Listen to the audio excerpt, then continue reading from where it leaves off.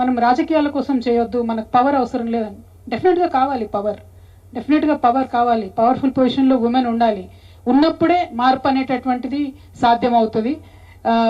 Reservation ఏదో మనము ఉండాలి టోకెనిజం కోసం అడగడం లేదు. నిజమైనటువంటి మార్పు తేవాలంటే రిజర్వేషన్ ఉండాల్సిందే.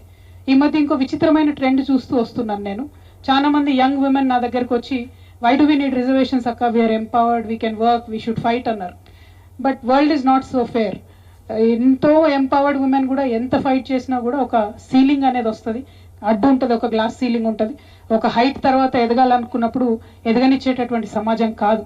కాబట్టి ఖచ్చితంగా మహిళా రిజర్వేషన్ ఉండాల్సిందే.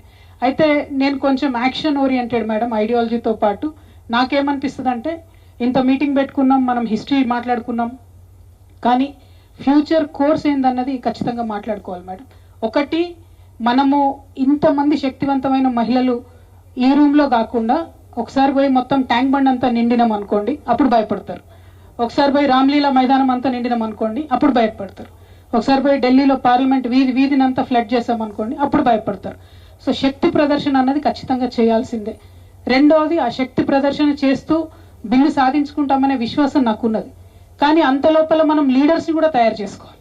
ఈ 33% 50% మన శక్తి, మన ఓపిక, మనం ఫైట్ చేసి తెచ్చుకుంటే అసలు ఆ 33% మంది మహిళా లీడర్లు ఎక్కడ ఉన్నారు అనేటటువంటి ప్రశ్న చాలా ఇంపార్టెంట్.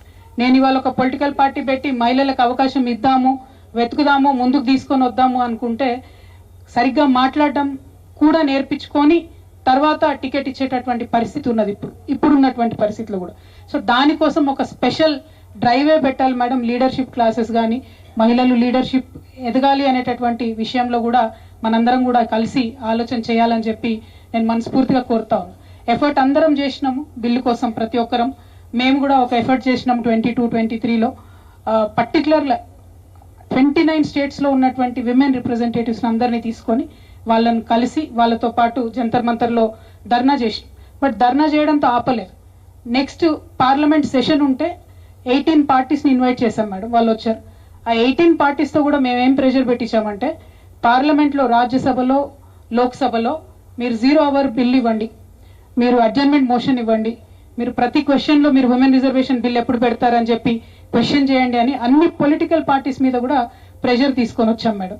అట్లా తేవడం వల్ల ఏమైందంటే, all the 18 parties who attended our dharna, వాళ్ళు ఫాలో అప్ యాక్షన్ ఏంటంటే ఆ సెషన్ మొత్తం కూడా వాళ్ళు క్వశ్చన్ చేస్తూ వచ్చినారు. యాజ్ అ రిజల్ట్ గవర్నమెంట్ మీద ప్రెషర్ వచ్చింది. అదే టైంలో ఇక్కడ నుండి కేసీఆర్ గారు, అక్కడ నుండి సోనియా గాంధీ మేడం గారు ఉత్తరాలు రాశారు మోడీ గారికి, మీరు బిల్లు ఇవ్వాలి అని చెప్పి. దాంతో బిల్ అనేటటువంటిది వచ్చింది. ఆ రోజే నేను చెప్పాను, ఈ బిల్లు వచ్చింది కానీ this is a post dated check. ఆ డేట్ ఎప్పుడో కూడా ఎవరికి తెలియదు. బిల్లు పెట్టారు.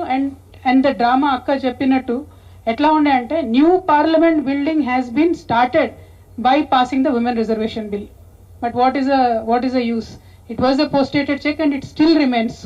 సో దాన్ని పుష్ చేయడానికి మాత్రం డెఫినెట్గా టీఆర్ఎస్ పార్టీ నుండి నేను మీ అందరితో పాటు, మీరు ఏ ఆప్షన్ తీసుకున్నా, ఏ మూమెంట్ తీసుకున్నా దాంట్లో కలిసి పనిచేయడానికి రెడీగా ఉన్నాము. పర్టికులర్లీ ఒక డ్రాఫ్ట్ తయారు చేసాం మేడం. అప్పుడు ఆ మూమెంట్ చేసేటప్పుడు ఒక కాన్ఫరెన్స్ పెట్టాం. ఇట్లానే కాలేజ్ పిల్లలందరూ వచ్చారు. I was so touch. ఒక చిన్న పాప లేసి అడిగింది నన్ను, 15-16 ఇయర్స్ కూడా ఉండవేమో. ఏమడిగిందంటే, మేడం మీరు డ్రాఫ్ట్ బిల్లు పెట్టారు కదా, ఈ డ్రాఫ్ట్ బిల్లులో LGBTQ కమ్యూనిటీకి రిజర్వేషన్ మీరు పెట్టారా లేదా, ప్రపోజ్ చేశారా లేదా అని అడిగింది. నేను అన్నాను 1.5% ప్రపోజ్ చేసామమ్మా మేము. జనరల్గా ఇప్పుడు వస్తున్నటువంటి వెల్ఫేర్ స్కీమ్లో ఎట్లా ఉందో అదే 1.5% మేము డ్రాఫ్ట్ బిల్లో ప్రపోజ్ చేసామని చెప్పి. అంటే అంత అవేర్నెస్ ఇవాళ యంగ్స్టర్స్లో ఉన్నది, every section should be included అని. కాబట్టి మనం కూడా అదే కమిట్మెంట్తోని అందరి సెక్షన్స్ని కలుపుకొని, పర్టికులర్లీ ఓబీసీ, మైనారిటీ, వెతికితే కూడా మైనారిటీ మహిళలు లీడర్షిప్ కోసం దొరకట్లే మేడం, మగవాళ్ళే. ఫర్ ఎగ్జాంపుల్ చెప్తున్నా, మీరు లాస్ట్ అసెంబ్లీ తెలంగాణ రాష్ట్రం వచ్చాక 2 అసెంబ్లీలలో చూసుకుంటే ఓన్లీ 1 ఎలక్టెడ్ ముస్లిం ఎమ్మెల్యే, ఓన్లీ 1. అది కూడా మా బోధన కావడం నాకు గర్వకారణం ఉంది. బట్ ఓన్లీ 1, అన్ని పార్టీలు కలిపి ఎలక్టెడ్. ఈ టర్మ్ అయితే ఎలక్టెడ్ ఎవరు ఉన్నట్టు అనిపించట్లేదు. అంటే అఫ్కోర్స్ ఏఎంఐఎం నేను కౌంట్ చేయట్లేదు, ఏదైతే పవర్లో ఉన్న పార్టీస్లో ఇచ్చిన సీట్స్ గురించి నేను చెప్తా ఉన్నాను. Only 1 elected Muslim MLA from BRS, Congress put together ఉండే ఆ టైంలో. ఇప్పుడు అదే పరిస్థితి. ఒక ముస్లిం ఎమ్మెల్యేని నిలబెట్టి గెలిపించుకోవాలి అంటే దానికి 100 ఇబ్బందులు పెడుతున్నటువంటి పరిస్థితి ఉంది. సో ముస్లిం విమెన్ని బయటికి తీసుకురావడం అన్నది దానికన్నా టఫ్ టాస్క్ అవుతుంది. But we should start. somewhere we should make sure that everybody is included, OBC and minority also.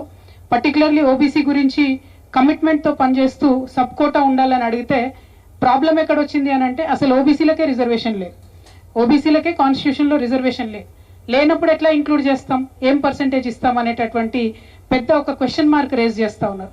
అందుకని ఓబీసీ బిల్ మీద కూడా ఫైట్ స్టార్ట్ చేశాము. కంటిన్యూస్గా ఓబీసీల కోసం ఫైట్ చేస్తున్నాం. అండ్ వీఆర్ విత్ కమిట్మెంట్ ఓవరాల్గా ఈ దేశంలో నెక్స్ట్ రావాల్సిన విప్లవంలో బీసీలకు 50% చట్టసభలో రిజర్వేషన్ ఉండాల్సిందే, దానికోసం కొట్లాడాల్సిందే. నేను మాత్రం ఇక్కడ ఈ వేదికగా మీ అందరికి ఇచ్చే మాట, రేపటి నాడు అసెంబ్లీ ఎన్నికల్లో అన్ని నియోజకవర్గాల నుంచి మేము పోటీ చేస్తాం తెలంగాణ వ్యాప్తంగా. దాంట్లో ఖచ్చితంగా 33%కి అబవే మహిళలకు రిజర్వేషన్ ఇస్తాం తప్పితే తక్కువ ఇవ్వం. నాకు అవకాశం ఉండి మంచి లీడర్స్ దొరికితే 50% ఇవ్వడానికే నా ప్రధాన ప్రయారిటీ ఉంటుంది. బట్ మై కమిట్మెంట్ 33%కి తగ్గకుండా మహిళలు ఎక్కడున్నా వెతుక్కొని పట్టుకొని లాక్కొచ్చి లీడర్షిప్ నేర్పించైనా సరే వాళ్ళకి టికెట్లు ఇచ్చి గెలిపించుకోవడానికి మాత్రం ఖచ్చితంగా ఫైట్ చేస్తాను. రమా మెల్కోట మేడం ఒక మాట చెప్పారు, పొలిటికల్ పార్టీసే ఎవరికి వాళ్ళు 33% ఇస్తే బాగుంటుందని. ఒక చిన్న ప్రాబ్లం ఏమవుతుంది మేడం అంటే, సపోజ్ మా పార్టీ నుండి నేను ఒక దగ్గర ఒక విమెన్ని నిలబెడితే అక్కడ ఇంకో పార్టీ నుండి వాళ్ళు విమెన్ని నిలబెడతారన్న రూల్ లేదు, మేల్ని నిలబెడతారు, అన్ని రకాలుగా ఓడగొట్టే ప్రయత్నం చేస్తారు. సో సో అందరు కలిసి ఓడగొడతారు, ఇక్కడ వీళ్ళకేం పని అని.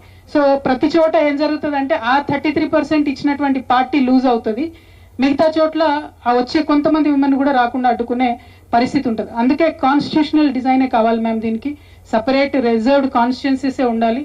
లేదంటే పొలిటికల్ పార్టీస్ ఇచ్చేటటువంటి కమిటెడ్ రిజర్వేషన్తోని తక్కువ సందర్భాల్లో గెలిపించుకునే అవకాశాలు ఉంటాయి. కాకపోతే అన్నిటికన్నా ఇంపార్టెంట్, మళ్ళీ ఫైనల్గా కంక్లూజన్లో నేను చెప్పేది ఒకటే, పొలిటికల్ పార్టీస్ దేనికి భయపడతాయి? ఓట్ బ్యాంక్కి భయపడతాయి. ఇప్పుడు మహిళలుగా మనం చేయడం లేనిది ఏంటి అంటే, మీరు మహిళా బిల్లు ఇవ్వకపోతే మేము ఓటు వేయమని అంటలేం మనం. ఇప్పటి వరకు వాళ్ళకి అర్థమైంది ఏంది, అన్ని పొలిటికల్ పార్టీస్ కంటే మహిళలు కొంత మేల్కొన్నారు, వాళ్ళంతటా వాళ్ళుగా ఓట్లు వేస్తున్నారు కాబట్టి మహిళల కోసం 2500 ఇస్తాము, తులం బంగారం ఇస్తాము అనేటటువంటి ఫ్రీ బస్ ఇస్తామనే స్కీమ్లు పెడుతున్నారు. కానీ ఎప్పుడైతే మహిళలు రిజర్వేషన్ ఇస్తే తప్ప ఓటేయరు అనేటటువంటి ట్రెండ్ని మనం తీసుకురాగలిగితే, అది మాత్రం ఆన్ ద గ్రౌండ్ ప్రజా పోరాటాల ద్వారానే అవుతుంది మేడం. అప్పుడు మాత్రమే డెఫినెట్గా పొలిటికల్ పార్టీస్ భయపడతాయి. ఆ ఓటు బ్యాంక్గా ఆ చైతన్యం మనకు ఉంది అనేటటువంటి పరిస్థితి రావాలి. దానికోసం we're all with you ma'am, under all of your guidance will work towards it. And thank you so much for the love that you gave me. డెఫినెట్గా ఒక డేరింగ్ స్టెప్ వేశాను. ఖచ్చితంగా ఈ రాష్ట్రంలోనే కాదు, ఈ దేశంలో మహిళలందరూ కూడా గల్లా ఎగరేసుకునేటట్టు ఒక మంచి రాజకీయాన్ని మాత్రం చేసి చూపిస్తాను ఈ రాష్ట్రంలో అని కూడా మీ అందరికీ మాట ఇస్తూ థ్యాంక్ యూ సో మచ్. జై తెలంగాణ.